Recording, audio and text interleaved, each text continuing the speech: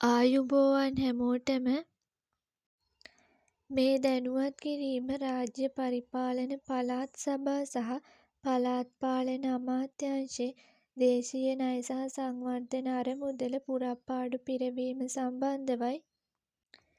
කළමනාකරන සහකාර තාක්ෂණික නොවන දැන් බලමු පැවරෙන කාර්යයන් ආයතනයෙහි විධායක හා පරිපාලන මට්ටම්වල නියුතු වූවන්ගේ කාර්යයන්ට උපස්ථම්භක හා හෝ පහසුකාරක කාර්යයන් අතරින් තාක්ෂණික ස්වභාවයේ නොවෙන්නා වූ කාර්යයන් මෙම සේවා ගණයට පැවරෙනවා. මෙම ගණයේ කාර්යයන් අතරින් පත්වීම් බලධාරියා විසින් සුවිශේෂී කොට දක්වනු ලබන කාර්යයන් මෙම සේවා ගණයට අයත් සේවකයින් විසින් ඉටු කළ යුතුයි කියලා සඳහන් වෙනවා.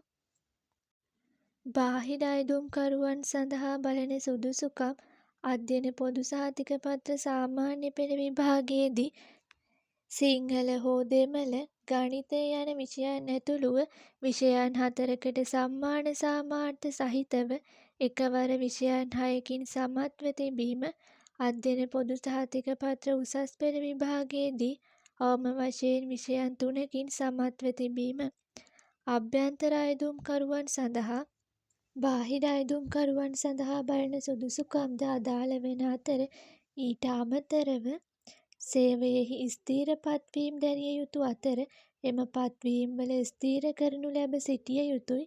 නියමිත දිනට පූර්වාසන්නව ස්ථීර පත්වීමක යටත් පිරිසෙන් අවුරුදු 5ක අඛණ්ඩ සතුටුදායක සේවා කාලයක් සම්පූර්ණ කර තිබිය යුතුයි කියලත් සඳහන් වෙනවා. වයස් සීමාව වයස අවුරුදු 18ට නොඅඩු හා අවුරුදු 45ට නොවැඩි විය යුතුයි. අභ්‍යන්තර අයදුම්කරුවන් සඳහා උපරිම වයස් සීමාවක් අදාළ වෙන්නේ නැහැ. මේ සම්බන්ධව වැඩි විස්තර වගේම අයදුම් පත්‍රය ලබා ගන්නත් අවශ්‍ය ලින්ක් එක ඩිස්ක්‍රිප්ෂන් එකේ දාලා තියෙනවා. එතනින් ගන්න පුළුවන්.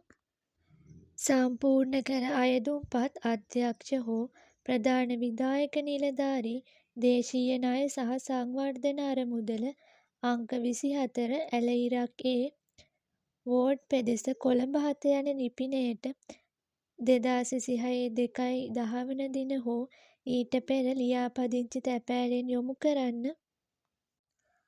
අයදුම්පතේ ඉහළ කෙරවරේ අදාළ තනතුර සඳහන් කරන්න කියලත් සඳහන් වෙනවා.